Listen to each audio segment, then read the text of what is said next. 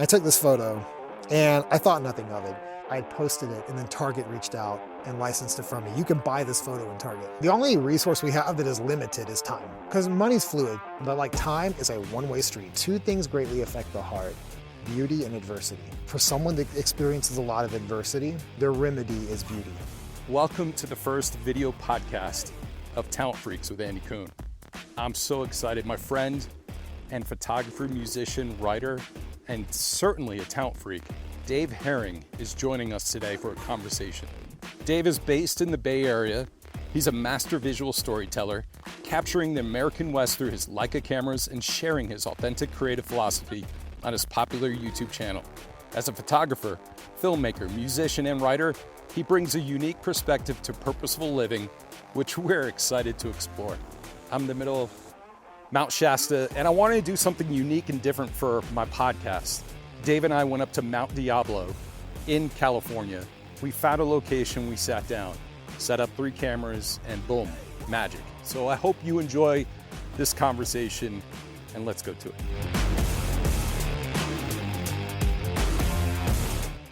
I've been friends with Dave for about 2.5 years now. Yeah. It's been wonderful. And when I first met him, I came across him and I was just like, this guy, like, I didn't know too much about you, but the things that you kind of showed, like when I first met you, I was like, this guy has something. There's something about him. And what did I tell you? I said, I would love to do something like follow you around. Yeah.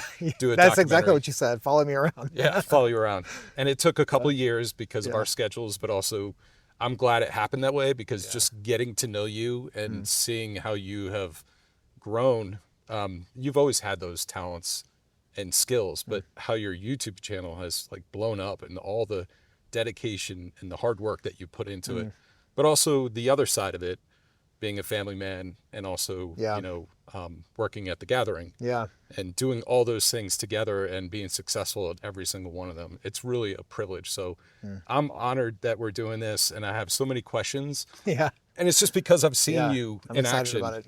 and it's so much fun.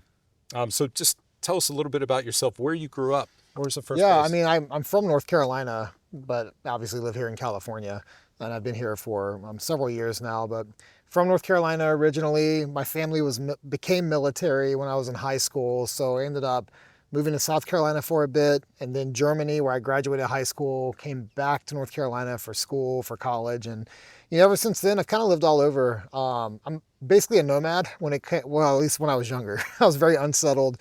So right out of college, I was in Virginia for a bit, then North Carolina again, and then I decided to go like west. And so I was in Colorado, and then I was in Minnesota, and then I was in Arizona, then back to the East Coast for about a decade, then California. So I don't necessarily have like, when people ask me like where I'm from, I'm kind of like, I'm born in North Carolina, raised in North Carolina, but I have none of North Carolina in me. Like the only thing that has remained North Carolina about me is that I love Carolina barbecue. And I mean, that's stayed, but everything else, I'm just like, I'm very much a nomad. Vinegar based, right? Yeah, of course. Okay. Yeah, gotta be. Because, what is that one area? Is it Hickory? Hickory, North Carolina. Yeah. That's like barbecue center. Yeah. They have amazing festivals. So I lived in Greensboro for 20 plus years. And so I love North Carolina. I have a fascination, and there were so many stereotypes that I had of North Carolina because I'm from New Jersey. And they're all true. But there's so many good people, like of course, moderates. And I think a lot of people get a bad name for what people do. So it's a very diverse state for it sure. And, like, I joke around about being from there. I mean, I am from like the most country small town no one's ever heard of. Like I was born in the town of Warsaw, which is middle of nowhere, Eastern North Carolina. Eastern North Carolina, the country of Eastern North Carolina, like the country people, very down to earth, country folk, like that's different than like the mountain people, like, and I ended up growing up more like at the beach in Wilmington, but yeah, North Carolina is a great state, and all my family's still there. So I go back as often as I can, but yeah, definitely though, I'm wherever I am. That's so cool, man.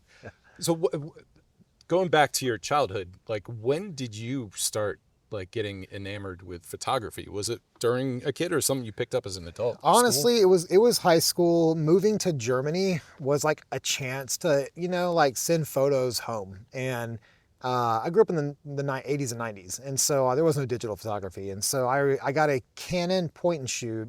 Like, it's not like a disposable camera. It's like a legit, like, point and shoot, little zoom, Canon Sure Shot 85. I should have brought it. I still have it. Still use it, actually. I take it to San Francisco often. But I picked that camera up when I was moving to Germany, and I used that to take photos of living in Germany. And so, like, over there, especially in the late 90s, early 2000s, it was a pretty magical time, because, like, I'm technically like a Zennial, so I'm like in between Gen X and Millennial, but like I grew up very millennial. And so that time period, turning 16, 17, 18, living in Germany where you could hop on a train for 3 hours to go skiing with your friends. Like, I would go snowboarding with my friends in the Alps. We would take a train to the Alps and go snowboarding and come home in the evening. And it was like $25. You know what I mean? Like, it was just a different world back then compared to today. Like, I took my camera with me, and I have photos of being like literally cloud inversions, but I didn't know that's what it was. I was just like, we're up really high. Here's a photo. And I look back today and I'm like, that's a freaking cloud inversion. That's amazing. That's what got me into photography. But really when it started to take off was like music was a huge part of my life. And I played in bands, and then I was like doing the singer-songwriter thing from like high school. Our band in high school was called $6 Chips. Where'd that come from? We one time got a box of expired chips from the grocery store. It was like they couldn't sell them anymore. So they were like, how about $6? For the entire box. It was for the whole box. It was, as a high school, we were like, this is amazing. So we called our band $6 Chips. Anyway, we had that. And then like going into college and doing the band thing. And, I always needed photos, and like, it's like, do you hire a photographer or do you learn to be a photographer and learn how to use a tripod and a timer, And so, digital photography was a brand new thing back then. And so, getting excited about the tech of digital photography, and then like learning how to edit. And back then it was Apple Aperture. Do you remember that app? Yes, I do. That was like before Lightroom, before really Photoshop was like a normal thing. It was like Apple. If you used a Mac, it was Apple Aperture. And by the way, that's when Apple did also Final Cut Pro Studio. They had everything that was I remember Final Cut 7. Yeah. That was they had Apple Color. They bought a coloring system. Yeah. I learned that with the nodes and everything. And then they got rid of it. Yeah. It's all changed now. Yeah. So I mean, like, really music, or like travel and then music were like the big things that got me into photography. And then, I don't know, just as I got older, it just became more of my life. And I mean, honestly, man, a big part of that is because like I was really involved in music, right? But you can't do music with the family all the time. No. And so like, as I had kids, and then like Amanda and I, we travel a lot, or we used to, like when we would do a lot of road trips. Like we never like flew anywhere, exotic. We would just get in the car and like drive to South Dakota, And so like, that's pretty awesome. You can't be a musician and like include your family all the time. If you're playing shows or you're in a studio, like your family's not sitting there, or like you're writing a song or recording. It's different whenever you're taking photos. Like, your family can be there. And when you're editing photos, you can sit on the couch in the living room, not in a studio listening to tracks, I can sit there while we're watching a show and edit. And so photography just became a lot more like lifestyle, it just worked. Whereas like music started to work less. And also I'm a big person that believes like when you find a fire burning somewhere, like put gasoline on it, not literally, but like, we're in California. So. Yeah, not literally, but like I started getting a lot of opportunities in photography. I started getting a lot more like the music thing wasn't like going anywhere, right. But photography started to become a thing. So I was like, oh, let me chase this a little more. And so I kept chasing it more and more and more. And, here we are today. So how did it evolve as far as like, was it first portraits? Like you said, you were doing headshots and stuff for bands. Yeah. It was definitely music in the beginning. Okay. It was a combination of like band photos, and then, when you're in a band, you play with other bands. So I was shooting those other bands. I could be the photographer for their bands and like be the self-portrait guy for our band. And so it really like, that was kind of how it all all got going. But I quickly lost interest in that, and became a lot more just excited about like experiences. So like going to this really cool spot and then finding like cool photos to take in that cool spot. That's really what I got passionate about and excited about. And that doesn't make money, uh, but that was the photography that was driving me. So, I mean, just watching you while I was setting up these cameras, like you taking pictures of the sunlight hitting the grass, like the golden, you know, and it's how, when you're around in nature in an environment, like how do you look at things? Like, does something like that happen? You're like, where's my camera? Or do you pull out your iPhone? I'm gonna give you a really philosophical answer. Okay. All right. So many years ago, now 16 years ago, I want to say that, it sounds crazy. Doesn't seem like 16 years ago, but I went to this place for burned out people. I hit a huge wall in life, and my education is in like, I kind of have like two parts of my education. I did seminary, but I also did counseling and counseling and therapy. As like I was going to be a therapist. That was like my original goal in college. So I got hit a wall, super burned out with everything. I went to this place in Colorado. It was like a retreat, but it was like individual counseling for a week. And you work through your stuff and kind of leave there like rejuvenated, right? So it wasn't in a group setting. It's literally one-on-one. And then you have homework all week that's individual. So you're never around people except for the guy, like for me, it was Dr. Walker, who I was working with. And the first day there, this place is in like remote Colorado, middle of nowhere.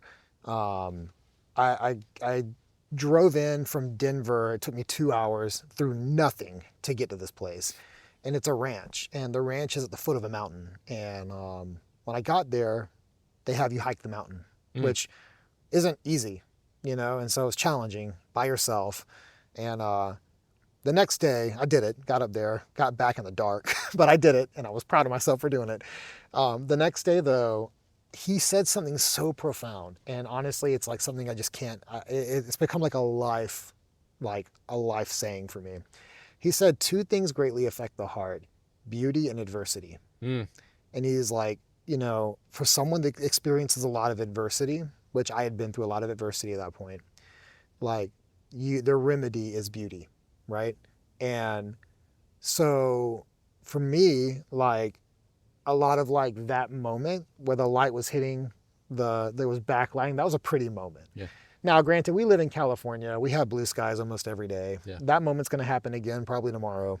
But sometimes it never happens like that again. Or at least you won't be here when it happens again. And so I look for those moments that I think are beauty, because like they represent beauty, because I think those moments affect the heart. They affect my heart. And also like I try to document moments that are moving. And so, you know, we all have different things that move us. Some people are, one of my friends today posted on Instagram, he was like, are you a mountain person or an ocean person? I mean, and that's very generic, but like we all have things that move us, right? I'm a mountain. I love the mountains. I love big stone mountains, right? Those are moving to me. Sunrises, when the light hits the peak, you know, and hasn't hit anything else yet. The whole area is still kind of in the shade or the dark or blue. But then you see like the top of a mountain light up. Like that's moving to me. So for me, it's like I want to document beauty because that affects my heart. And I try to like catalog that almost. So it's one part being there and one part photography, if that makes sense. It does, because as I've aged, matured, whatever you want to call it, I've grown as well and understand about like being in the moment and being present, especially in nature. You can go on so many hikes where you see people just talking while they're walking, and that's fine. Yeah. Like that's therapy for them. They need to do that.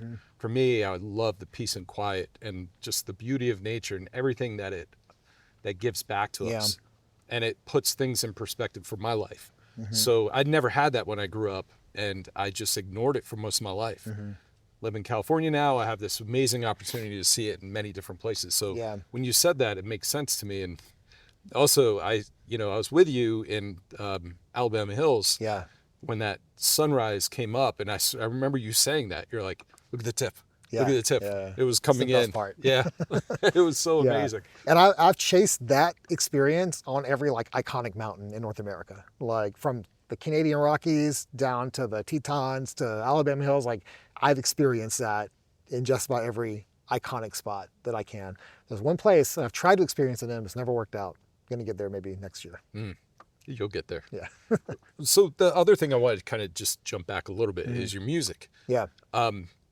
So how long were you playing music, and what was the time when you were like, I need to just move on to something else? I mean, I started I started music on piano, and then eventually like saxophone in grade school.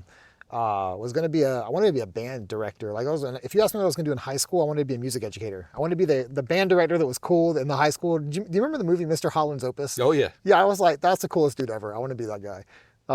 And so that's what I wanted to do, but I ended up not going to college for music. And I just played music for fun, but it did become a career. Like I played in a band that was, I say like semi-pro, but I mean, we made money. We made a living doing it. And we had a label and all that stuff represent us. And it's amazing. It was young college, like right out of college era.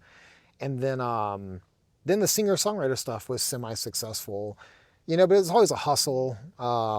It was always just like a constant, like 2 steps forward, 1 step back, and nothing is ever enough. Like no matter how hard you work, like so much of it is luck, timing, and who you know. And so yeah, those were hard boxes to tick during it. But music has been a huge part of my life, my whole life. And you're still playing? Yeah, I still do as much as today, I would say I try to do as much supportive music as possible. Yeah. I'm not really like cranking songs out. I'm not doing studio session stuff. I haven't done that in years. But I do try to support with music. And I mean, my kids are musicians, so it's been pretty cool. My son is an incredible piano player for his age, and he's like got the best teacher. And so I get to experience that. And then my daughter is learning drums, and she's a great little singer. And so like, I'm getting to experience that. And so I do try to stay active in music, but there's only so many hours in the day, and it doesn't, in different seasons, it might rise a little bit, but in this season right here, it's very much a supportive role. Makes sense. So for your photography, what were some of, I don't want to say lessons, I guess they would be. What are some of the mistakes that you've made along the way that has helped you improve in your photography? Mm-hmm. I think the biggest, probably I can identify 2 very quickly. One is thinking that the best time of the day to shoot is like golden hour when the lighting is perfect. That is a great time to shoot. But if you only shoot during those times, you miss like 90% of the day. I remember when I first got into like landscape photography and trying to be in the right place at the right time, like I mentioned, like the top of the mountain lighting up. Well, like if I had traveled to like, a spot to shoot that scene, the very like mistake driven Dave would shoot that and then not know what to do with the rest of the day, and like, it's so funny to look back on that season. So I think a lot of photographers think, well, photography is all about light, which it is, but the lack of knowing how to work with midday light makes people think they have to wait for like the perfect light to go shoot, and that's a lie. So that would be one very clear mistake. I think the second is like, there's nothing new under the sun, right? We can all agree, I'm not going to put my eyes on something that someone else hasn't put their eyes on. Even the most remote parts of the earth, like they've been photographed, documented. I mean, like I've been to Iceland, which is remote. I haven't done the Antarctica thing yet, but like there are people that go there for photo tours all the time. Yeah. The deepest parts of like the African Sahara, like all this stuff has been done.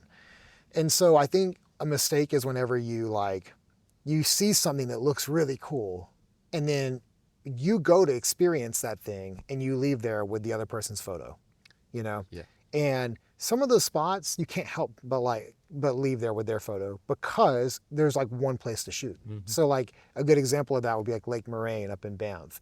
Like I've been there multiple times, and I have different photos from every time I've been there, but it's kind of, it's only different because of lighting or the clouds or the water level was different. Yeah. Where you can shoot from there to get that iconic like view, there's like one spot. You know what I mean? There's not like 100 areas to view that from. And that place has probably been photographed like a billion times between iPhone and professional. Like it's been photographed so much. It's one of the most like cliche places to photograph. Now it wasn't always cliche, but it is today. And so I think a mistake would be like chasing those compositions that like whatever I go and shoot, someone's already done it. And that doesn't help make me tell a story. Yeah. You know, it just makes me a copycat, you know? Well, it's interesting you said telling a story, because in video world, it's like you have to tell stories with these, videos. And I learned as a photographer that you have to tell a story in a picture, like what's going on in here. And I think for me, at least, I find it much more difficult to do that than video. Video, you have people to interview, you could put voice over all this other stuff. Right. With camera, and everybody has a different perspective, just like art. But I also, and I'm going to go into this a little bit, but I feel like photographers have a better crossover when they become videographers than videographers going into photography. Now, I'm a videographer going into photography, but I have plenty of friends, you as well, that have gone into video and have just like brought that composition, the lighting, everything about photography into there, but also about telling the stories too. And a lot of it is not just, point establishing shot. It's about picking up those small details. Right. And I work closely with my friend who's a photographer, wedding photographer, in a corporate environment. And I would get the story, the video, and he would do all those little things. And to me, that was like the great sync of like, I needed that and he needed me. So it was great. But getting back to you, as far as photography, what you said kind of opened my mind, because when I see like noon, bright blue, I'm like, oh, F this. And I heard you in a YouTube, you were saying that. Yeah. And I was just like, man, I really would love to extrapolate that. And you just told it really well. The other thing you said that just made me go like, wow, because I want clouds like during the day. Because you said like you go to that lake, it's what's going to make it different, clouds, water level, those kind of things. But you're right, everybody has shot everything. And it's kind of like replicating it. So when you go to a place, how do you scout it, or do you just not pay attention to the things out there? It depends on where I'm going. I do scout a lot. I'm scouting if I'm going like almost like documentary style shooting, which is I think different than like landscape. We have different goals. Like landscape, I mentioned like the whole beauty and adversity thing, right? And how that's moving. When I shoot landscapes like that, I'm looking for a wow. Like I want the photo to, I want to look at it, but I want other people to look at it and say, wow, like what a moment, But that's only landscapes. Like other types of photography that I do, I'm looking for different things. Like not wow, maybe wow, but like that's not the main goal of the story. And so I'll scout a location if I think like it'll help me know when I get there, like what to expect, so that I can plan the story that I'm going to tell in that spot. But with landscapes, you're at the mercy of nature. I flew one time to Jackson Hole, Wyoming in the winter. This is like 5 years ago with some friends. And they had never been there, and I had been there before. And I was so pumped to shoot the Teton Range, iced over, covered in snow, with snow on the ground. Had the vision for it, so pumped about it. Sunrises are orange there, like really orange. I'm like, orange, blue, and white. White snow everywhere, blue shadows, orange light. It's gonna be epic. And we didn't see the mountains while we were there because low-level clouds came and hung out the whole time. So for the days we were there, had to find other stuff to do. That never happened. Now they did open up our last evening at sunset, but that's a sunrise view. So the sunset's happening behind the mountain. So it wasn't the same. I didn't get the shot I wanted. You're at the mercy of nature is the point I'm making with that. But I definitely scout if it's going to help me like tell a story. So what do you do when something like that happens? Like you said, we did other things. Yeah, I mean, like you're just kind of at the mercy of what else can I find in this area? So, okay, in that trip specifically, we went and tried to find some wildlife because that area has wildlife. So we found a bunch of elk and then we hung out and tried to take some photos, get as close as we could safely to elk. We heard there was a moose like 4 miles down the road in like a brush patch. So we drove and we looked for the moose. We found him. But in the wintertime, moose aren't impressive because their paddles fall off. So they just look like giant deer. So, Giant. yeah. I don't know. We just drove around looking for wildlife. I don't even remember all the other things we did. But What's the like, closest wildlife has gotten to you? I've been pretty close to some wildlife. I'm a very avid rule follower, so I don't mess around. Like, I'm not trying to like break the rules around wildlife. Like, I'm not trying to go pet a bear. I think the animals that have been closest to me are bison because sometimes I'll shoot near a herd and the herd will shift and I have to make a decision at that point whether to just hunker down and let them pass me or try to get ahead of them. And moving fast startles big animals. Yeah. And so for me, bison can be very aggressive.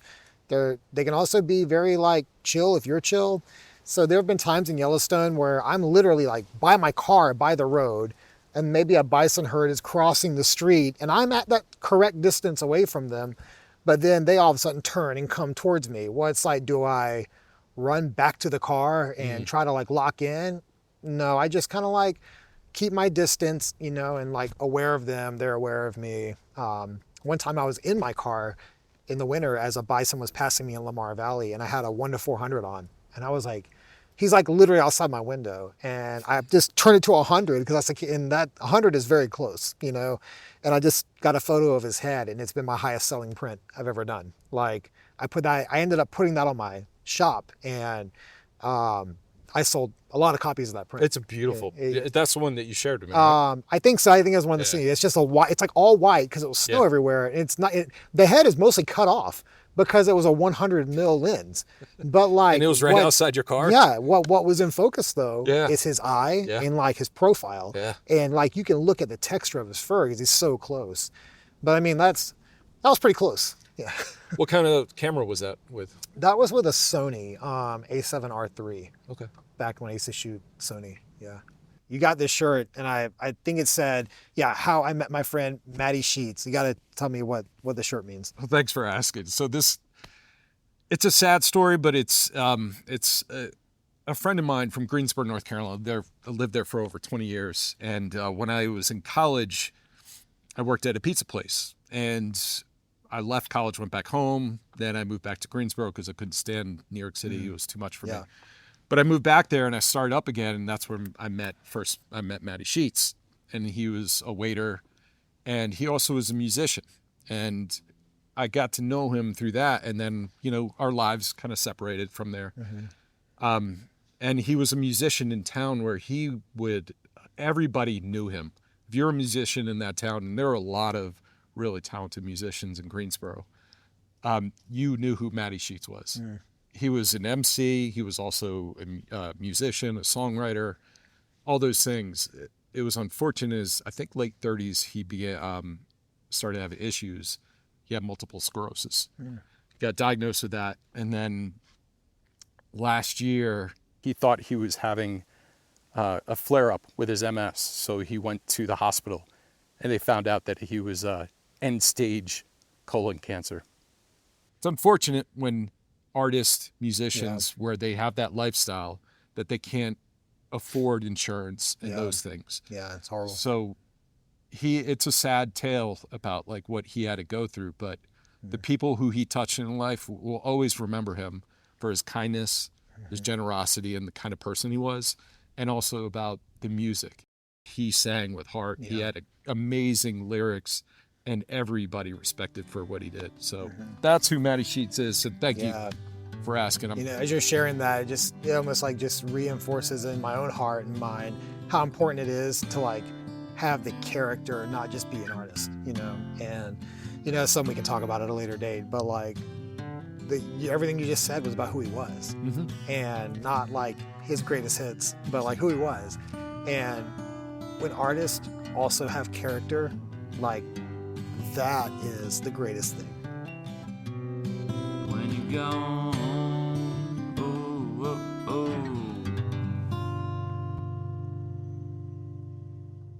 Some of you said when we were in Keeler about how you don't want to intrude in people's like space, even though that place, like they had rundown RVs, abandoned Yeah, homes. And you've said this before, when you explore those places, like you feel like you want to respect the people that were there or are there, yeah, but are not being seen. What is your fascination with like these ghost towns, small yeah, towns, yeah. and even like abandoned towns that people are still living there? Yeah, that's my favorite stuff to photograph right now, and it has been for years. Like I love the landscapes, but I also like hunting ghost towns. You know, it's I think one part of it's Americana. You know, it's nostalgia maybe, even for a generation that I wasn't part of. Like, you ever watch Andy Griffith? Like, there are towns here in parts of the, especially in the northern plains, that like are Mayberry abandoned. If imagine like Mayberry, the Andy Griffith show, was a real place and everyone just left. And then 50 years later, you walked in and looked around. There are literally places like that in the Northern Plains. And I love finding those and photographing them. But even more than that, kind of chasing, I mentioned being nomadic, right? I'm very much a nomad. And so there's something about like that pioneering spirit that brought people west. You know, stops along the Oregon Trail, establishments of Hell on Wheels, which was the city that moved with the Continental Railroad being built. Just like that journey west ended up popping up a lot of towns and settlements that aren't real places today. Yeah. But their remains are not like remains as in like a graveyard. Yeah. No, I mean like buildings, barns, homesteads, little towns, general stores. These things all exist. They've just, many of them are in towns of 10. There's a guy that I spent some time with last summer in a town of 1. He's the only person that lives there. And then What kind of questions did you ask him when you met him? I just wanted to hear about his life. Yeah. He grew up there when it was a town of like 40. Oh, wow. But by then it was already mostly abandoned. And he is, you know, in the last season of his life, you know, he's not a young man, Yeah. but he grew up there and it was already a dying town. You know what I mean? Yeah. Like it's not like it was like some thriving city. Everyone was leaving by the time his parents brought him into the world, you know? Yeah. And he grew up there. He left during Vietnam and came back and has lived there the rest of his life. I asked him about COVID. I was like, what was it like? Because like I came into this town in 2009 because I never even heard of this place. Driving by, I saw a sign for this town. It said population 3. So I was like, the U.S. Census put a sign up that said population 3. I was like, I'm pulling in. So I got off the road, crossed the train tracks, went to the little town. You could see it on the horizon. I drove over to it. And it was Amanda and I, we one of our road trips I told you about. We just get in the car and drive to South Dakota or whatever. We were in Wyoming. And this guy's cutting the grass. And he comes over, says hi, introduces himself as the mayor. And told us a little bit about the town, took us in the general store, which he owns and runs. And it's him and his brother that live in the town. And then there's a woman that owns the bar across the street. Oh, wow. And the 3 of them, they live there. Now, that was in 2009. When I stopped in last summer, the guy that I met, he's passed away 15 years ago. So right after basically we had met him, he had passed away. He was an older man, the mayor. The woman that ran the bar, she got dementia, put in a nursing home. And so she's not there anymore. So it's just him. And the brother, I had never met him. I only met his brother when I stopped in before. But, you know, I wanted to hear about his life. I mean, it's fascinating to me. Yeah. The town, I mean, this town has a general store. It has their community center, which was also the school, which is also the dance hall, which was also like town hall.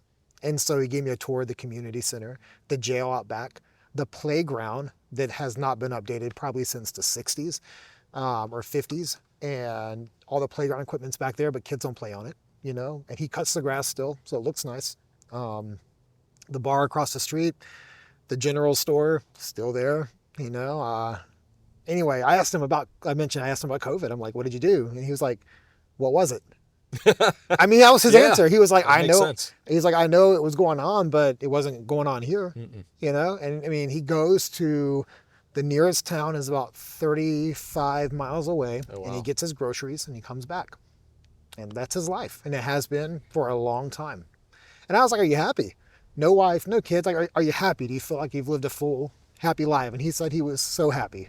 And I was happy for him, you Yeah, know? yeah. But like, you don't find that stuff like in San Francisco, really, you know? Not that it could exist. There's definitely people that live isolated lives, but like that kind of story happens in those kind of towns. Yeah. And not everyone's super friendly like him.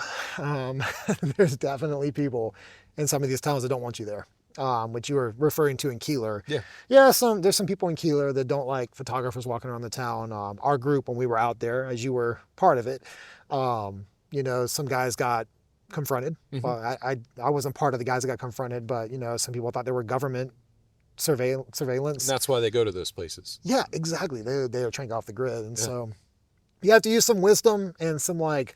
That's where the scouting comes in. Mm-hmm. You know, kind of understanding where you're going, like who's where, and there's different strategies on how to do that and kind of learn the lay of the land before you go. And but man, I have found people for the most part are friendly on the front end. So if you ask permission and you're friendly, most people will meet you with that as well. I got access to a bunch of crazy cool places for a project I'm doing last year. When I was working on that project, I got access to some ranches that had homesteads on them from the Oregon Trail, private property. They took me to them. I got access to settlements and schools that have been abandoned for generations, like all on private property because of the research and connecting with the right people who led me to those places. I mean, it's really cool stuff. I have a question. If you see a sign, like, let's for example, like it's an abandoned place, but you see in there like let's go schoolyard. Yeah. And it has like everything that was just left for some reason. Mm-hmm. But you see a do not trespass sign. Yeah. How does that affect you? I don't trespass. I don't break the rules because at the end of the day, like, I've got to be able to sleep at night, and I don't want enemies. I want to be able to rest peacefully, and I'm not trying to like be the guy who gave photographers a bad name. I'm going to respect the signs. I'm going to respect the people. If someone doesn't want to be photographed, I'm not going to take their photograph. Like, I try to, you know, and I think that's just an honorable way to be an artist. Now, if there is a no trespassing sign and it's on the tree, I will approach to the tree. I won't go past it.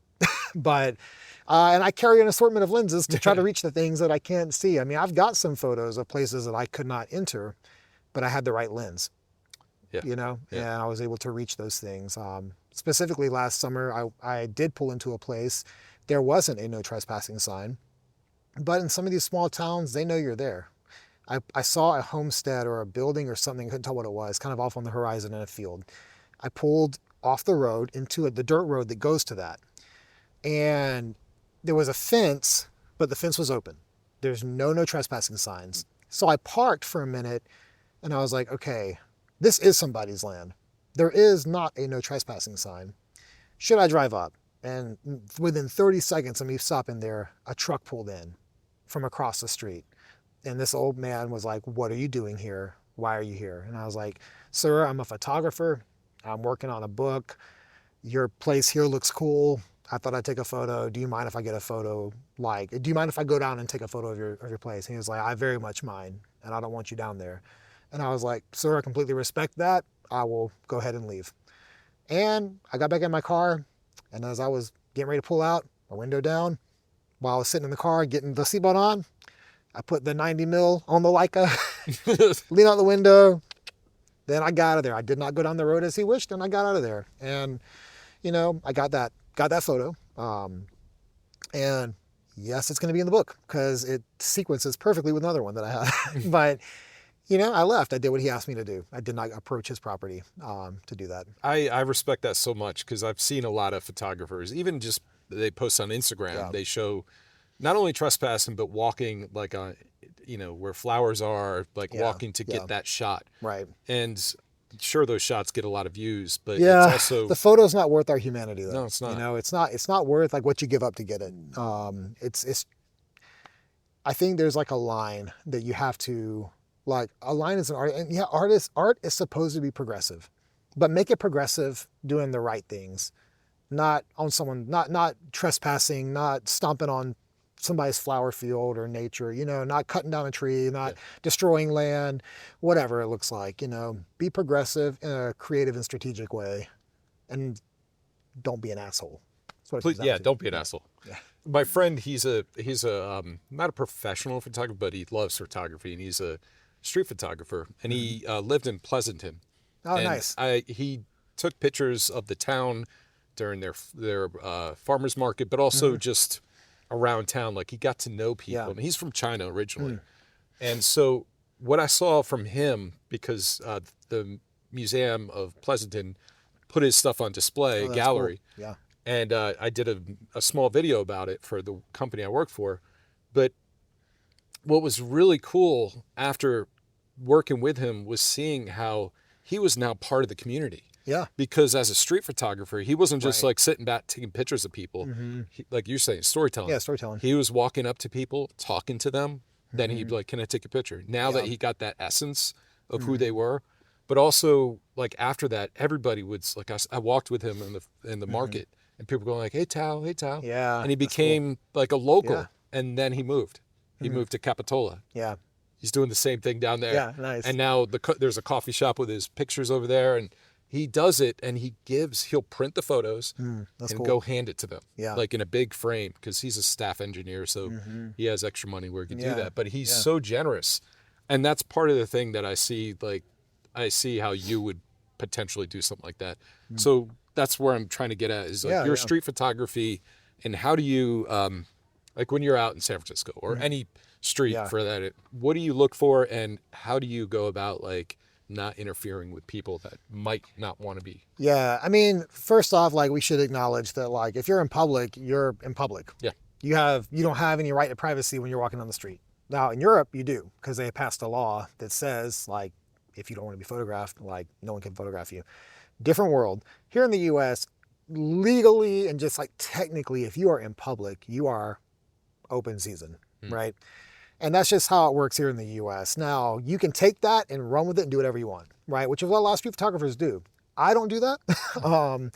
But I will say that, like, when I go out to do street photography, I'm mostly getting photos of people that are checking some boxes that make the photograph interesting. And I imagine they check those boxes because they don't mind, like, being that kind of person, right? I get what you're saying. You know what I mean? And so, like, I have some hard rules too. In fact, I just made a video about this. Like, I don't photograph people, like homeless people. I also don't photograph somebody like begging or with their sign. Like, I don't do that stuff. And I mean, everyone can do whatever they want. Those people, you can photograph them legally. I'm not here to tell anyone what they can and can't do. I don't, because it feels predatory to me. Yeah. And so, like, I'm not going to go post on Instagram or print a photo for a book or a project of somebody who's down on their luck. You know what I mean? Like, I'm not going to do that. In the same way, I don't photograph children, other people's kids. I think kids don't have a say in their privacy, and they should.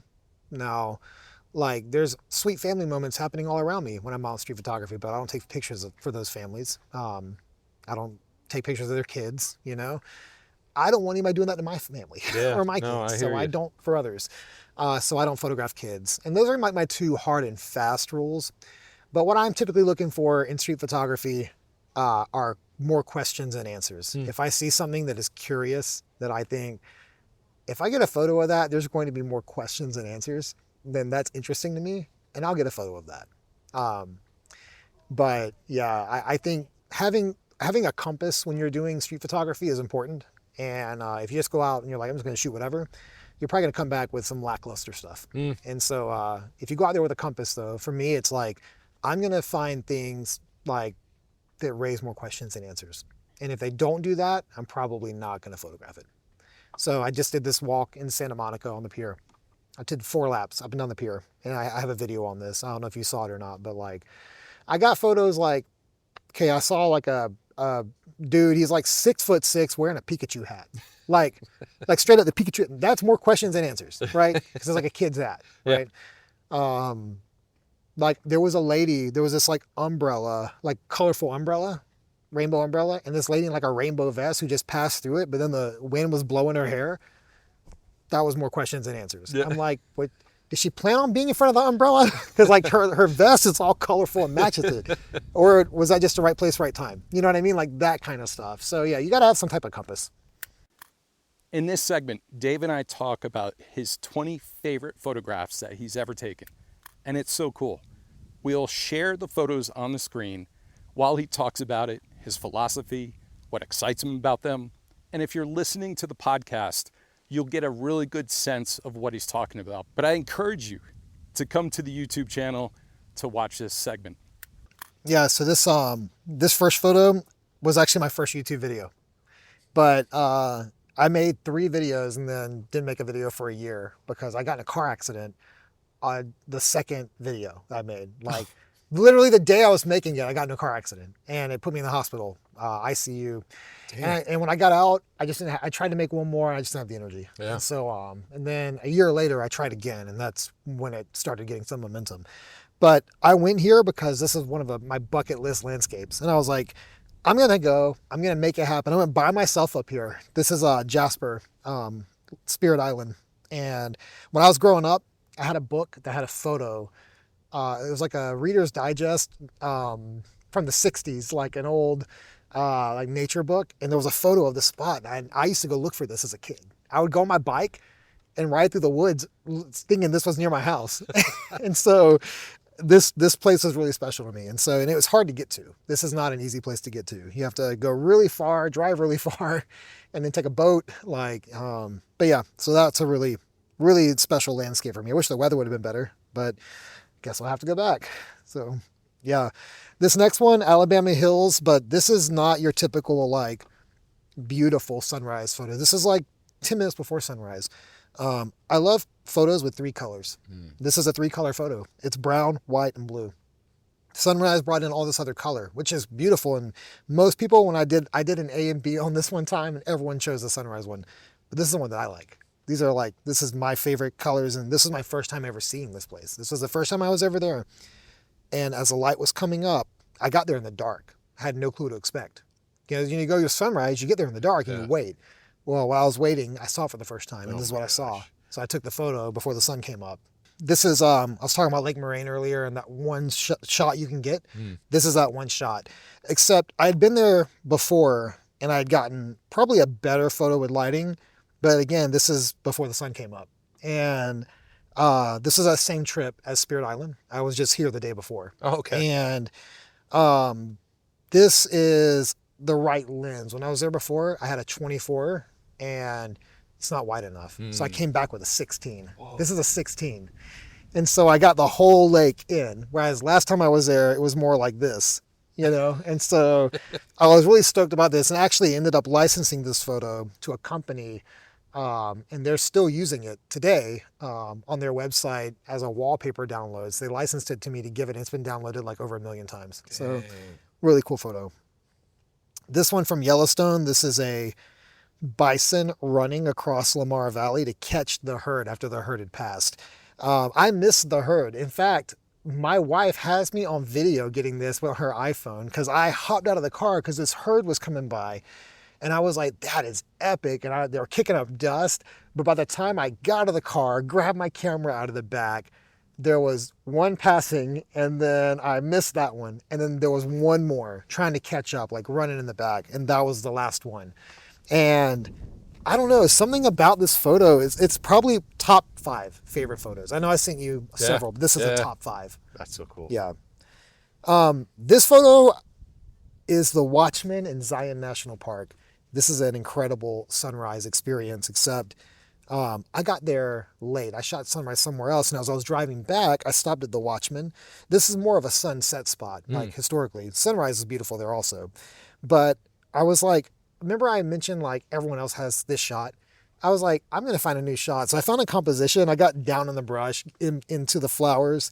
And I took this photo, and I thought nothing of it until like I had posted it, and then Target reached out and licensed it from me. You can buy this photo in Target.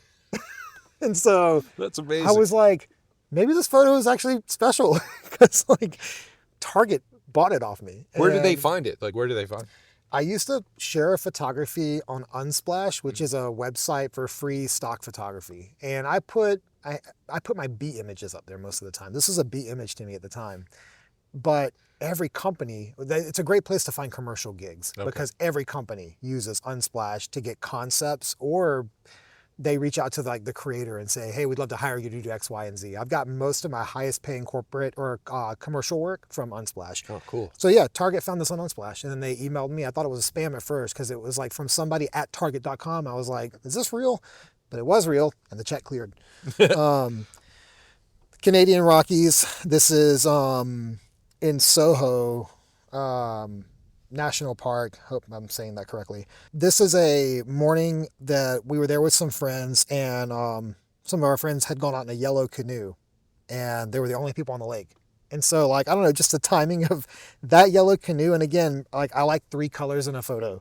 So you kind of have this spectrum of green between the trees and the water, the yellow canoe, and then like the gray tones of the sky, the bluish, the steely blues in the mountain and everything. So I don't know, just it kind of checks all my boxes.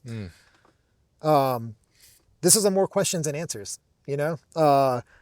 This is a piano inside of basically looks like a cave. It's an old Chinese dugout from mining town. It's a ghost town.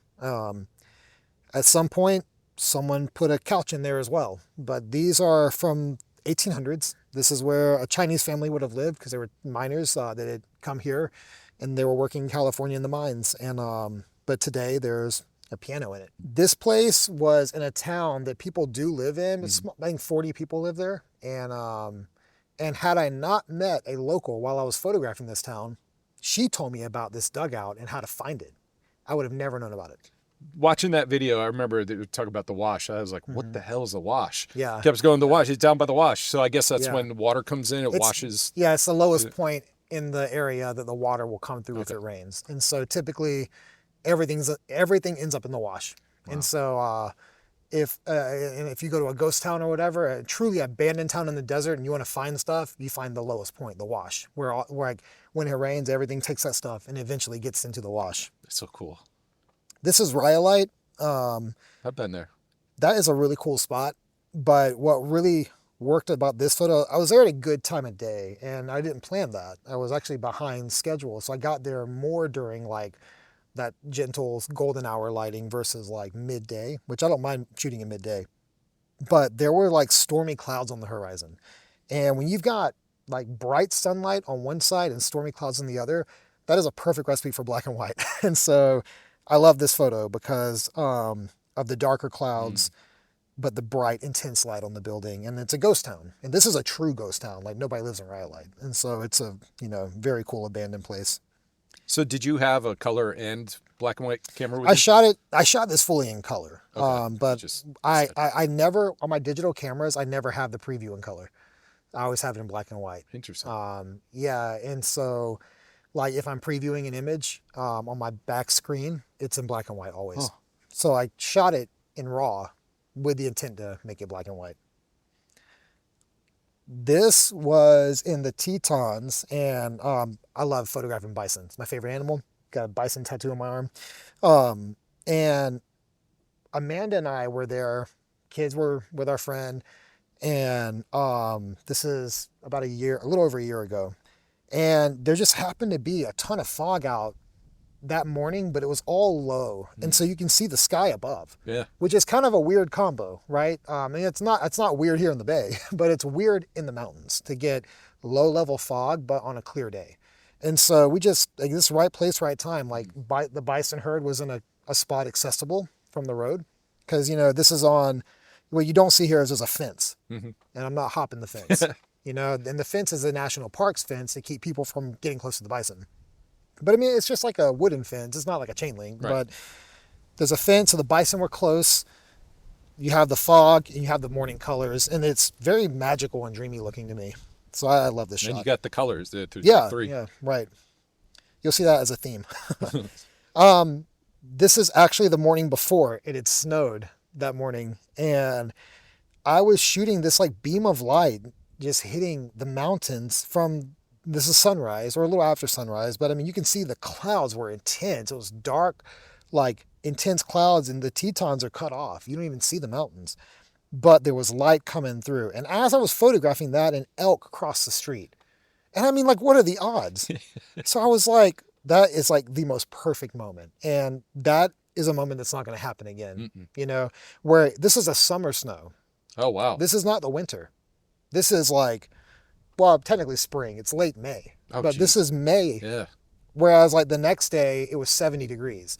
So it snowed, crazy clouds, yet the eastern side was clear and an elk crossed the street in the middle of it. You know what I mean? Like, what are the odds? That's so cool. Fun fact. That is beautiful. Love Yeah, the you like this reflection. one? Yeah. A lot of people really like this one as well. Fun fact. In North America, you cannot fly drones in the national parks, obviously. That's true in the US. It's very true in Canada. And the fines in Canada are way more steep than the US. And rightly so. Yeah. I am 100% in favor of not flying drones in US national parks. In Italy, they don't care. Like, they truly are like, yeah, you want to fly a drone? Whatever. Like, people fly drones in the national parks there. This is in the Dolomites in Italy. And this is a hard place to photograph. There's an iconic shot from the boathouse with the mountain in the background, and I got that as well. But I was like, I wish I could get a different composition. So I got my drone out, and I got my drone up. I didn't fly it like 400 feet high. I got it just like maybe 15, 20 feet over the dock, and composed this shot with the drone, and got this photo. And yeah, I love it. I love the fact that you have a drone shot in like some of your favorite pictures. That's and so I don't cool. do a ton of drone No, stuff, you don't. but like, But you this was, saw an opportunity. You're yeah. like, I already have the shot. Yeah. How can I see something else? yeah, because I wanted to find something different and maybe timeless, Yeah. for me. So there's that one. This one is in the Valley of Fire, and I was doing a project where I was taking self-portraits as an astronaut. I don't know if you noticed I this, did see that. but that's me. That's so cool. And this is a self-portrait, and it looks like Mars. Yeah, it does. So I was taking desert photos in a full-on astronaut outfit. Yeah, I called it Rocket Man. It was a Rocket Man series I did. So that was a cool photo. Where is that again? This is in the Valley of Fire in Nevada. Nevada. Okay. Yeah, about 2 hours from Vegas or so. Tetons, Gorgeous. backlit. You have to get a photo like this, you have to have either hazy clouds or smoke, wildfire smoke. And this happened to be some wildfire smoke. So as the sun was setting behind the mountains, you can see the sunbeams. There's something really special about seeing backlit mountains with sunbeams. In fact, one of the other favorite ones I have was just from a recent trip. Same thing, just there was hazy clouds instead of wildfire smoke. There's the bison shot we talked about earlier from the car window. I just love this shot. It's so gorgeous. It's man. been the print that sold the most. Yeah, for a reason. This is in the Italian Dolomites. This is a cliche shot. I don't care. I still thought it was gorgeous. beautiful. What I love about this, this photo's been done a billion times, right? What I love about this though is it is a long hike to get to this because you can't drive to this. So you have to park your car, and then it's a paved road. It's just a road you can't take your car on because like that road is closed to anyone that doesn't live back there.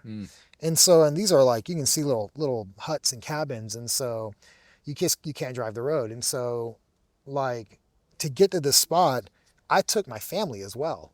And my kids were small and they were such troopers. Like we brought a stroller for my daughter because she's not a trooper, but my son, he put on his hiking backpack, and this, I think it was 2.5 miles each way, which for at the time, a 5-year-old, that's pretty intense. It's 5 miles. So this photo is special to me because, not just because of the photo, which I'm very much in love with, but also the experience and memories I have with it. Dolomites also, I wanted to do some photos of Amanda and my daughter, Marcella. And my daughter's, her name's Marcella, is an Italian name. My grandma's from Rome and was an immigrant. Her name is Liliana Marcella. And so it was special for us to take Marcella to Italy, and we wanted to do some photos, like family portraits while there. And so Amanda and Marcella got matching dresses. And this is up in the Dolomites. And I just was taking photos of them as they were running around the field. And it's got a very Sound of Music kind of vibe. It does. But I mean, we had clouds. We didn't have great lighting. But I love this photo. Like, it's one of my favorite photos I have, obviously, because I sent it to you. Have you ever heard the difference between hunting and fishing in photography? No. When you're hunting, you're going out and you're looking for a photo. When you're fishing, you see an opportunity and you're waiting. Okay. Right? So this is a fishing photo. I was in Greece. I had a commercial shoot on the island of Patmos for a week, and my family was there too. They brought the whole family over, which was amazing. Small island, but I was at one of the higher points on the island, and I was just standing in this spot, and you can see the lighting is really, like, really pretty. It's golden hour, and I kept seeing dudes on like motorbikes come by, and I was like, I'm gonna wait until there's a cool motorbike. And so I'm literally in this gap waiting to see who's gonna come by. This is the fishing part. And I got 5 or 6 guys that came by, but one of them was on a yellow, like, Vespa. Nice. And that was the one, because, like I said, you're fishing. You're just waiting for that fish to bite. Now, is that picture your favorite because of the story? No, I also like, if it checks my boxes. It has three colors. Yeah. Has like the yellowish green spectrum, white and, well, basically white. The blue is barely there, but like yellow, green, and white. To me, like, my favorite photos are ones that I could see printed on a wall, hanging up as art, you know. Yeah, this one, it's kind of funny. This is a very old edit. I need to reapproach this one because I don't edit like this anymore. But yeah, this is in the Tetons as well. But I had the wrong lens on for what we were doing. We were taking a boat across Jenny Lake, me and Amanda and the kids. And it's like a little charter boat. Or not even a charter boat, it's a taxi. They take you to the other side so you can go hike the other side, right?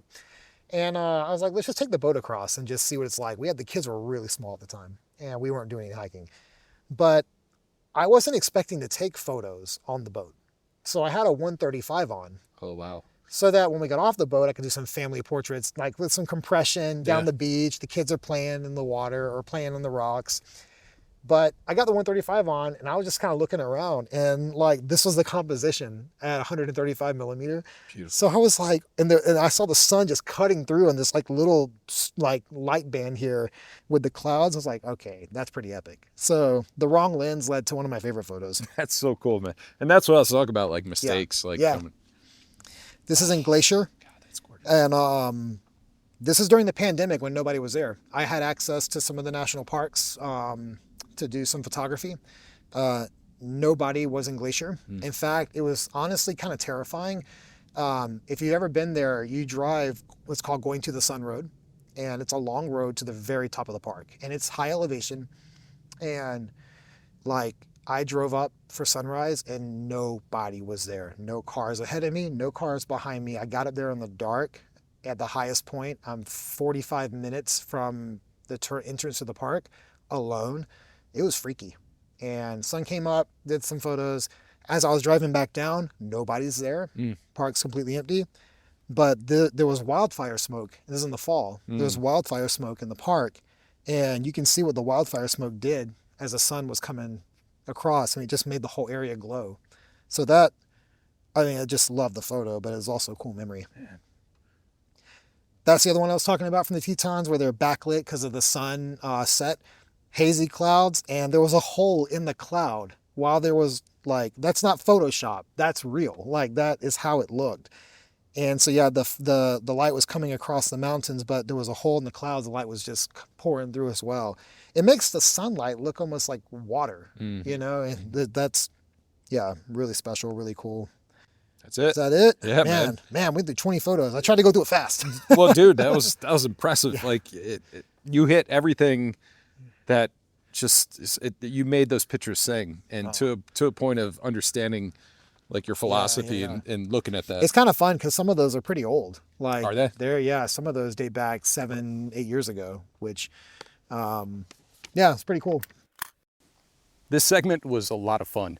I asked Dave to mic himself, and it was cool because we were in the middle of a photo meetup with a bunch of guys, and we were in Keeler, California, located on the eastern side of the Sierra Nevada mountains along the dry Owens Lake in California. Keeler is a captivating near ghost town, once bustling lakeport and mining hub, now characterized by its abandoned buildings and stark historic landscapes.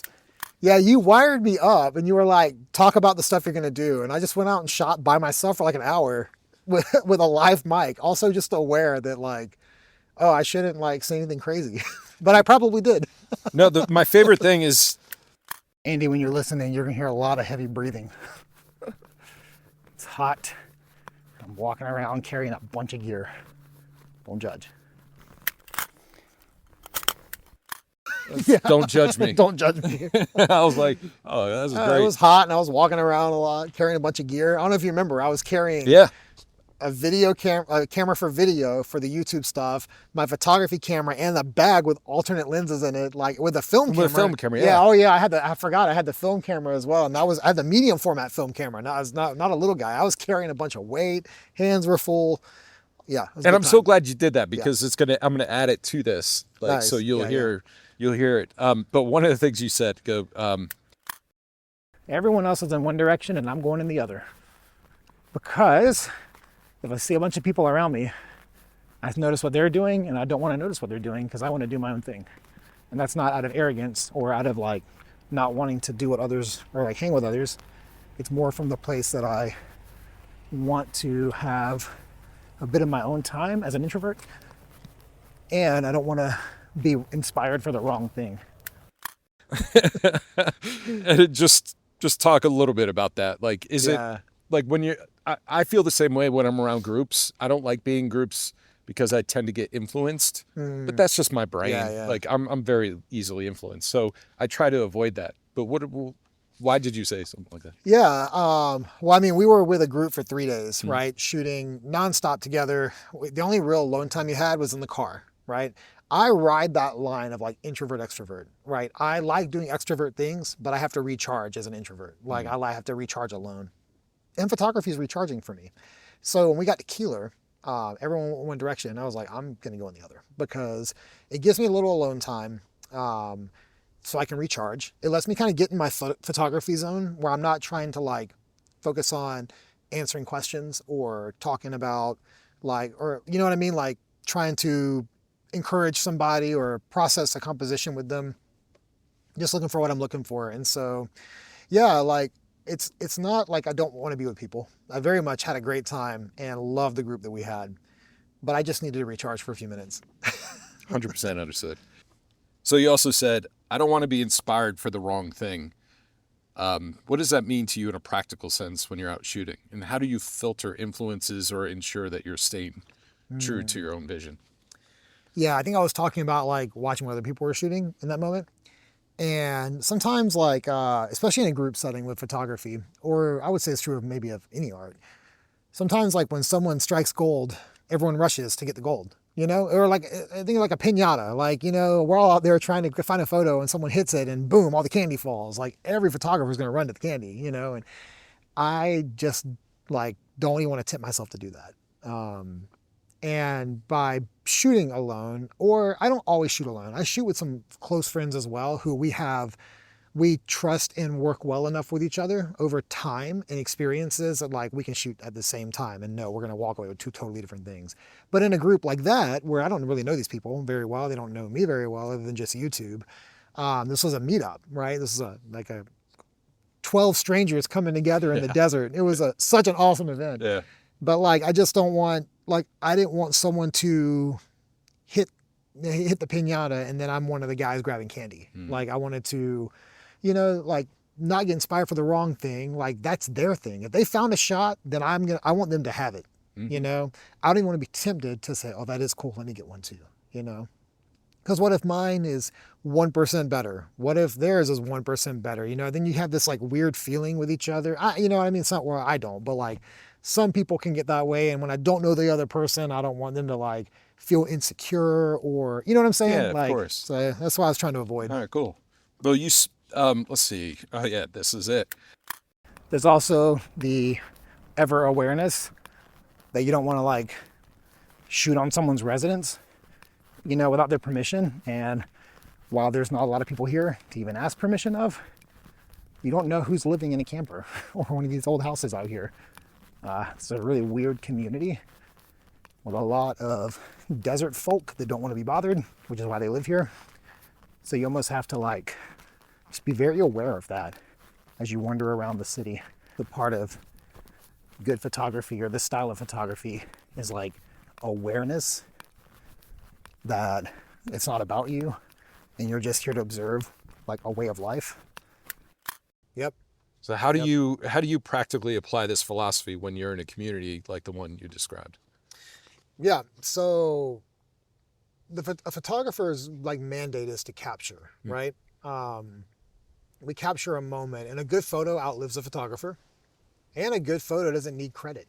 You know what I mean? I've seen some great photos. I couldn't tell you who the photographer is, you know, because I remember the photo, but I don't need to know the photographer because a good photo doesn't need the credit. So, and when you start to realize that as a photographer, you get out of the way a little bit. I'm not out there thinking, like, how can I hype this up about me? How can I show how great I am and get these amazing shots? I'm in Keeler, California. I'm not coming out of here with a life-changing, you know, portfolio.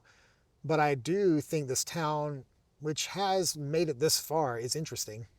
The history and things that have been left there are interesting. So I want to photograph things that are interesting to me, right? That's the only part that's about me, is like what I'm photographing, things that they're interesting to me. And at the same time, like, what do I do with that? Like the end result, like what is it for? Well, I mean, in my practical regard, it's to like showcase like what it's like to make this kind of work. That's why I do YouTube, right? Because like I'm photographing for the intent of like teaching or processing or taking the cultural value, which is don't impose yourself on someone's private property and get in their face. Like that's a value, a teaching moment that I can only make when I'm photographing in the desert. Do you see what I'm saying? So like the photos I got there, I like them. I haven't printed any of them. I haven't done anything other than shared them on Instagram and on my website. But I was able to draw teaching moments from it, you know, for a video that I did. Yeah. So, and I think those teaching moments might follow the person that watched it to all of their work. So it's like the return on the investment is the teaching moment, not the photograph. Oh man, that's awesome. So you made a strong case for midday lighting, and that was cool to hear. It's very bright and very sunny, which is awesome because I love shooting in midday light. It's my favorite light to shoot in. There's something like more real about shooting in midday light because most of the day looks like this. Golden hour is all like perfect and dreamy, flawless. It's not real. And it's interesting because that challenges a lot of like photography, like the rules of photography. So we touched on that. So I don't think we need to go down that road again. But it's funny to hear that. And then like it's like a core value of mine. I'm gonna shoot all day. Well, I've heard also in a couple other your videos saying that too.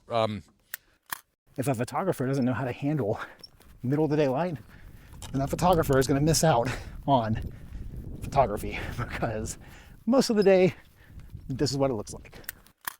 Yeah, think about it, man. Like the light is harsh. Like right now in summertime, the light is harsh by 8:30, 9 o'clock. But 9 o'clock, it is harsh, right? And it's going to stay harsh until about 5:30. So 9 to 5, let's just say that. That's a work day. Yeah. Like you literally have missed the work day in opportunity if you only shoot golden hour. And that's not even golden hour. That's like just like a golden hour probably ends at 7:30, 8, you know? And you got an hour of like that almost harsh. And then on the back end, golden hour started here, I think at 7. And, you know, we got out here at 4, but I was still taking photos when we got out here. And so like, the point I'm making is that like, you're going to miss it if you are afraid to shoot in the middle of the day. Literally everything was here last time. But what I'm looking for are things that maybe I haven't noticed before. Things that might be overlooked by many people that come here simply because they're not like the thing you're here to shoot. So what's your internal process for turning those into obvious subjects when you revisit a location? Yeah. Well, I mean, there's definitely like my hit list, and I typically shoot in locations over and over and over. Like when we were in Keeler, all Sierra, that you've done that before. I've done all that before, and I'll do it again. There are some things when I came home that I liked, and if I liked it, I might try it again. and I might have something, maybe the weather will be different, the lighting will be different. But like there's a car in Keeler. The first time I photographed it, funny enough, that car's been there for like 60 or 70 years, a very old car. But when I first photographed it, I don't know what it was. Maybe it was the sky, but it was more blue. The second time I photographed it was more gray. And I was like, did it fade over the course of like a year? So next time I go back, I'm going to find that car again and I'm going to see what's up. So like, that's an example of like revisiting. But also like, sometimes like if you get the shot, you got the shot. Like go find something else, you know, when you revisit a spot. So like the Tetons are a good example of that. The famous Ansel Adams Snake River, you know, overlook. You can go to Snake River, that same overlook. I mean, it's quite different today, much more trees like blocking the view. But I've got the shot from there. I got it in 2020. You know, I finally got it in 2020, the perfect sunrise, top of the mountain, everything about it, I got it. So now when I'm in the Tetons, I don't go do that shot again. I go to other places because I got that one. It's funny you say that because I have this obsession with Mount Shasta. Like I go up there to do astrophotography. Yeah. The reason is my family, my grandma lived there until she was 104. My dad grew up there. Yeah. And so it feels like a second home, especially being, you know, new to California. But I have this excuse I use. I could do it better. I know I missed something. And I keep going back. And I actually got the shot back in like 2021 or 22. And it's gorgeous. I had a time, you know, I had the Earth orbiting, you know, so. That's awesome. And every time I go back, it's not even close to that. So yeah, it's like one of those things that's like, move on, go somewhere else, explore. The only resource we have that is limited is time, right? Because money's fluid. There's times in your life where you have some more and there's other times you have less, but like time is a one-way street. And so like, if you keep doing the same thing over and over and over again, thinking you're gonna do it better and better, you're gonna miss that time you gave to it, could have done 100 other things, you know? And then you kind of miss out on those things because you were obsessed thinking you were gonna do better at that one thing. Yeah. So I loved your concept of this. This was awesome when I heard it. I'm also looking for like low effort shots, not like in a lazy way, but in like okay, to my left, there was just a scene. And to my right, there's another scene. And all I had to do was make a turn. That's literally it. I didn't have to do anything else but make a turn. So because of that, this is a very low effort shot, which honestly is really freaking nice. So could you talk more about the joy and skill in finding these kind of images? Yeah. I think a lot of times photographers get blinders on, right? So you see this composition and you're like, oh man, look at the way the light's hitting that tree. Now you got the blinders on. And the blinder is your lens through the camera, by the way. Like you look through the camera, you're like, oh, that's it. That's the shot. And you get that shot and then you move on. What if you get the shot and you take a minute and turn? What's over here? What's over here? Like, there might be a second shot that you're the only one that knows the relationship, the 90-degree relationship between here and here. Your viewers, they're going to think, they don't know if this was a year later, a mile down the road. They don't know any of that.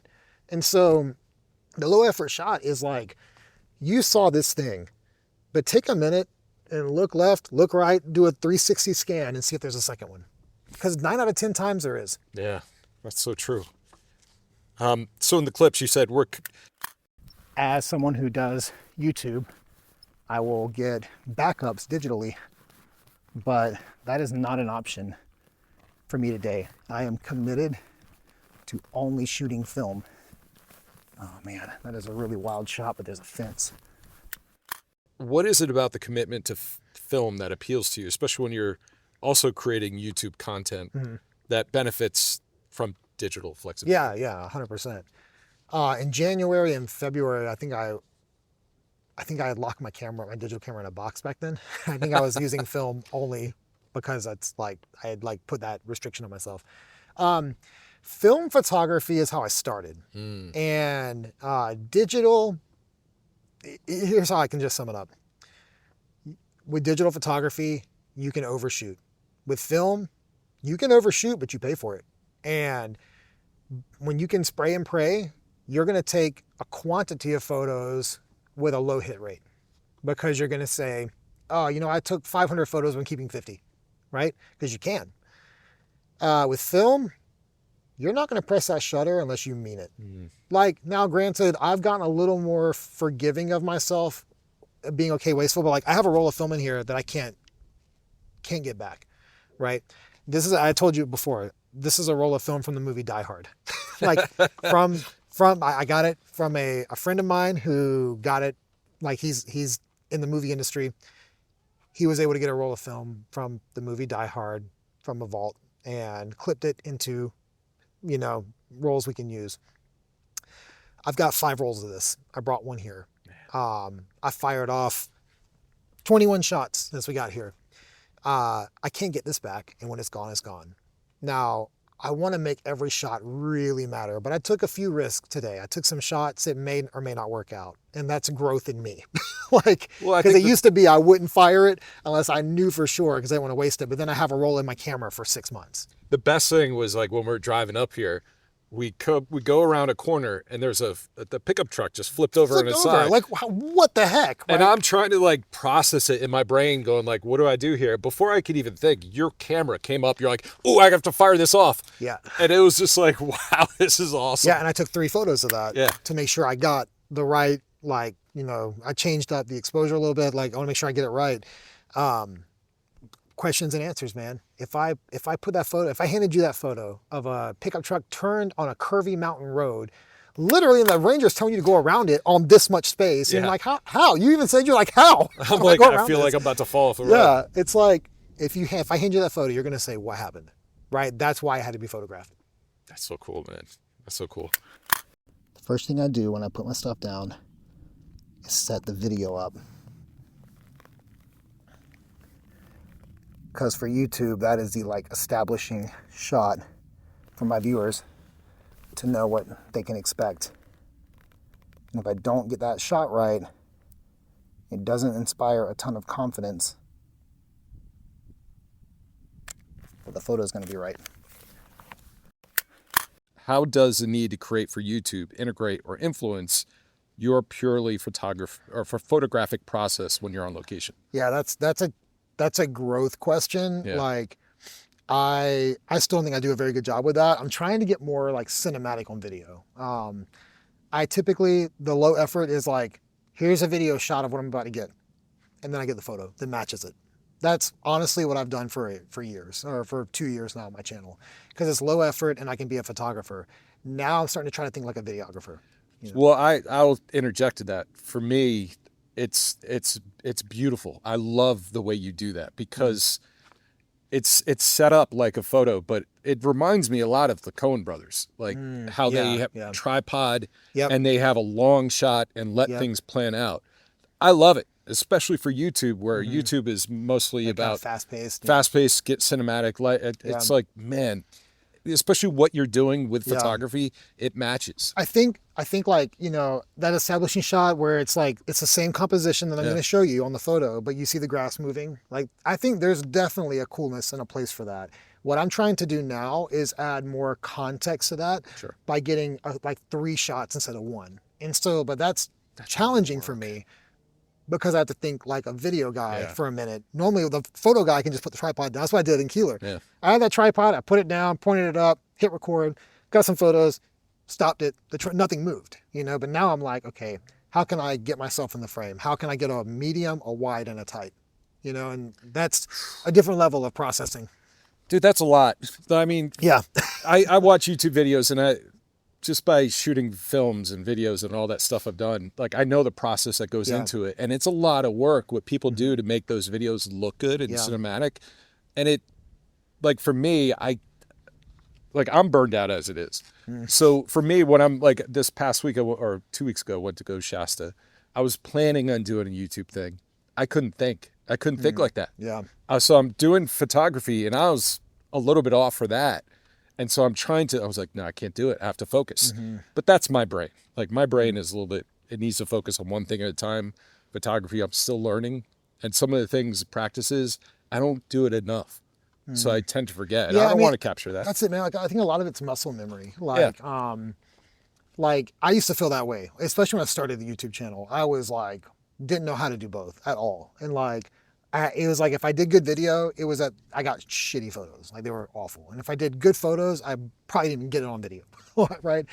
And I think just the cranking them out, staying on top of it, getting it so it's muscle memory has helped me do what you're describing. Yeah. Right. Yeah. And that's the only reason, though, is just because I've done it. I suffered through it enough Yes. that now I can comfortably do it and do it true. efficiently. Yeah, that makes sense. Just muscle memory.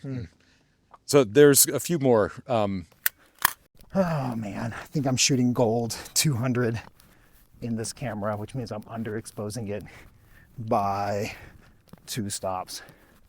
I'm just gonna commit at this point, see it through. Film is a little more friendly with overexposure, not so friendly with underexposure. Okay, I'm really stoked on this shot. I really hope it turns out. Like I said, I know for a fact I've been underexposing, which sucks. It was really disappointing. But I'm gonna commit so I can push it in post. So can you give us a little insight into that technical side of film? Yeah. And the trust collaboration involved with the processing? I'm pretty sure, if I'm trying to remember correctly here, I thought I was shooting I think Portra 400, but I was shooting gold 200. Yeah. So what was happening is I was metering as if it was a 400 ISO film, but it was really a 200, which means it's not as sensitive as 400. So it's getting less light. Therefore, it's going to be 1 stop underexposed. So at that point, I realized I messed up because I was like, I think I have gold 200 in here. And I was like, I remembered I had gold 200. I had already taken a couple of photos. And it's like at that point, if I correct the metering in the camera, then I'm going to lose those first few photos because they'll be underexposed. If I tell the lab to push it, it just means that the lab's going to cook it a little longer in the chemical. And when you push film, it gets brighter. Okay. And gets a little grainier, just a little grainier, but it's medium format. So grain is like so fine on medium format, you can barely see it anyway. So I was like, okay, if I tell the lab to push it by 1 stop, I'm saying add enough time on the chemical mix to increase the brightness by 1 stop, equivalency to the camera. So by doing that, you get a little more contrast, you get a little more grain, but you also get your image back. Okay. So I pushed it and I got it all back. Nice. And it was like, it was no problem at all. Very nice. Instead, and if you underexpose film, it looks nasty. Film, you can overexpose all day long. Underexposing film, it's like really grainy, really faded, really blue or purple. Doesn't look good. This was cool. You described a specific composition. The scene is kind of busy high up, but when you're low, you're kind of shooting up towards things. Like you can get the sky, and in our case here, the mountains a little better because you're shooting at a waist level or lower vantage point. I personally like a lot of sky in my photos. I don't get rid of negative space. I love negative space. I'm like, the more negative space, the better for me. It was cool to hear because a lot of photographers don't like negative space. They want to fill it. Space. The more negative space, the better for me. So just, could you talk about that? Yeah. In fact, on a video I just did, I think I even mentioned I was looking for negative space. And the one I just did at the fairgrounds.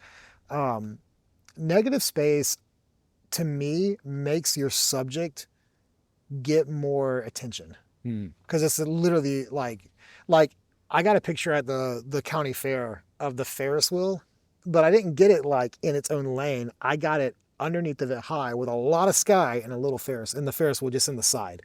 And in doing that, you're like, your attention is now drawn to this like emptiness and this one thing in the emptiness. Yeah. You know, it's like, if you want to take that into storytelling, now the Ferris wheel, this is a little like maybe dramatic, but like, you know, it's like this one isolated thing in this big sea of things that are busy, right? Well, the sky is like, it's the opposite of that. Like the fair is busy, there's carnival lights, sounds everywhere, but I've isolated it into the sky. You know what I mean? Yeah.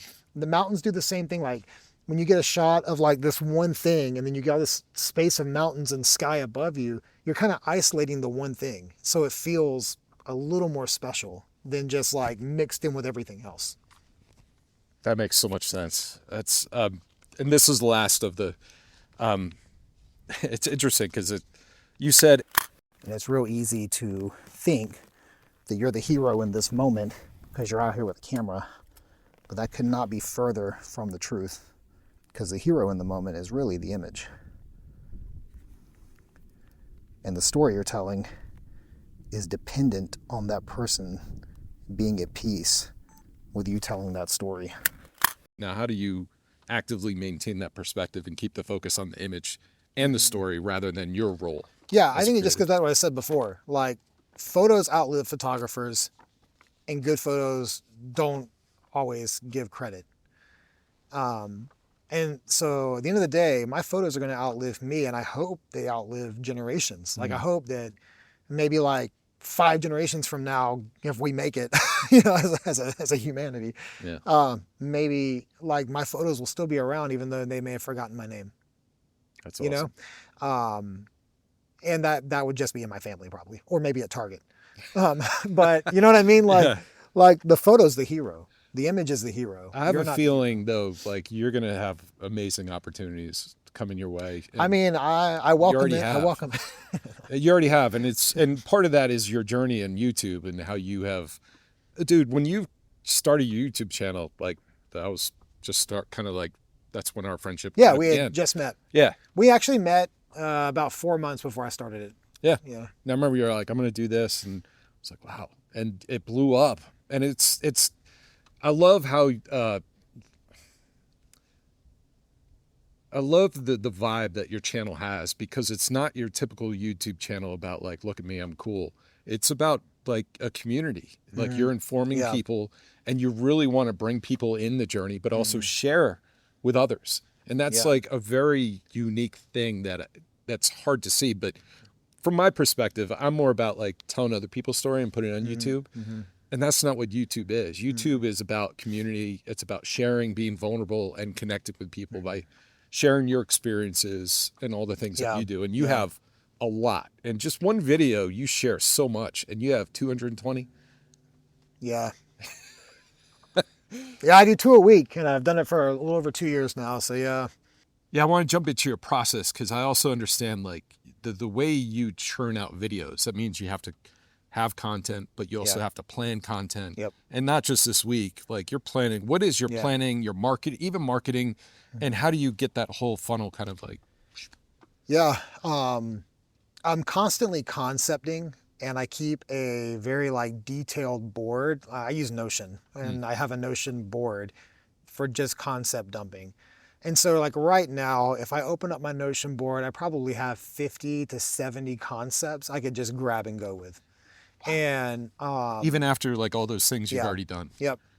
Because sometimes like you come up with an idea, and that's a cool idea, but then there's like 5 other spin-offs you could do from that one idea, and those are all concepts. And so now I may or may not do them. They may or may not like make that cut right away, but maybe they will in a year. And so I just have this long concept board, and then I use, it's like a Trello board, right? And I have the concepts, and then I have like, I keep my next column as like what I'm inspired for. Like I'll pull 10 or so that I'm like feeling right now in this season.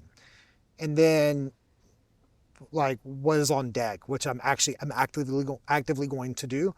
Then it's in progress, which means I've started it, I'm working on it. Maybe I haven't got it done yet, but I'm working on it, and then it's finished, right? So I just move things across as I feel inspired for them. And that concept and inspired for, they're constantly back and forth. Because like, if I, like, as I'm coming into July, right? Because now like we're 10 days from July. So I'm like, okay, what am I inspired for the next 40 days? Because today plus 30. So I pulled a bunch of stuff over, but by July 10th, I might not be inspired for half of those. So they might go back. Oh, okay. You know what I mean? Yeah. I'm flexible while trying to keep stuff available. Today, I shot a video that I was inspired for based upon a question I was asked yesterday. So I got asked, somebody said, hey, I really want to get a Leica film camera. You have an M6, but they're very expensive, which they are. Are there any Leica film cameras that aren't as expensive as the M6? So I was like, you know what? That's a good question. I was like, there's actually, I told the guy, there's actually a camera that is literally an M6 without a light meter. And like there's a sleeper camera, like nobody knows about it. So like people don't ever talk about it. I never hear this one brought up. So because I was inspired for that, that's the video I shot that'll be live Monday. So it's in progress right now, but like I shot it today because I answered his question, but that's a common question. Yeah. So with not a lot of information on the answer. Oh, So like I moved that up. So that was like a 24-hour response, you know? So it's like you have to have some flexibility while having systems to work within. that's fascinating. And then it just execute it. Just do it. So let me ask you a few questions just based on like everything. So what is the most difficult thing about doing what you're doing? Yeah, I mean, time management is definitely the most difficult thing. You have to become good at it. And if you're not good at it and you can't get good at it, you will fail because it is impossible to be consistent and not get good at time management. Those things fight each other. So I do 2 videos a week. At least I have been doing 2 videos a week for 2 years. And that's 104 videos a year, plus, you know, the little over 2 years I've done it. I have a video, I have a video due Monday morning at 6:15 a.m. Pacific time. Why 6:15? That's a system because I want Europe to be able to watch my video because I have a lot of viewers in Germany and the UK. So they get my video in their late afternoon when they're getting off work, which is East Coast mid-morning, which is sunrise here. That's how it is all year. So that's the system, right? But I have a video due Monday morning and it's Thursday. And I shot that video today. It is due Monday morning and I have to have it. There was this documentary done on South Park. It's called 6 Days to Air. I didn't know this when I watched it years ago. The documentary came out like 2012, maybe 11. But those guys make an entire episode in 6 days. And that's why they're able to stay current with events. That's why if you watch South Park, well, it used to be, I haven't watched it in a long time, but it used to be like, you could watch South Park and it was like, what was in the news 2 days ago is on South Park. And you're like, how do they do that? It's because they make the episode in 6 days because it's due. Well, if you come into YouTube with that mentality, I have a video due Monday at 6:15 a.m. and another one Thursday at 6:15 a.m. Those are my release days, Mondays and Thursdays. Then I have to get it done. And if it's Wednesday night at midnight and it's not done, I'm pulling an all-nighter. Now, granted, that's never happened, but like, that's where the time management comes in. The hardest thing is the time management. If you can master like the time management, which means you have to know yourself, know if you're a super flexible, fly by the seat of your pants kind of guy, you can't give yourself ride or die systems. Because the second you miss one thing, you're going to punish yourself and go lay on the couch. You know what I mean? So you have to know yourself well enough to make systems that work for you. And then you have to get efficient. And that's why that all that time management, that is those things. It's knowing yourself. It's efficiency. It's the way you schedule, what you say yes to, what you say no to. Like there's all these things, but that 100% harder than the concepts, harder than the making the video, harder than the editing. You mentioned the marketing. I don't market. I just post it on my Instagram and post it on YouTube. That's it. Like I have no marketing plan. It's like, if the algorithm blesses you, you get blessed. If it doesn't, you don't, right? And so like, if your video sucks and doesn't do well, then it sucked. And you have to be okay with that and move on. Yeah. Because like, if I dwell on like my video that came out Monday, I thought it was gonna do well. It did not. It was my worst performing video in months. But if I'm like beating myself up, if I'm like all upset about it, then it doesn't help me go forward. Yeah. So I just say, you know what? That didn't resonate. Cool, next one. What's next? What's next? And every video, 1% better. Just 1% better. 1% better.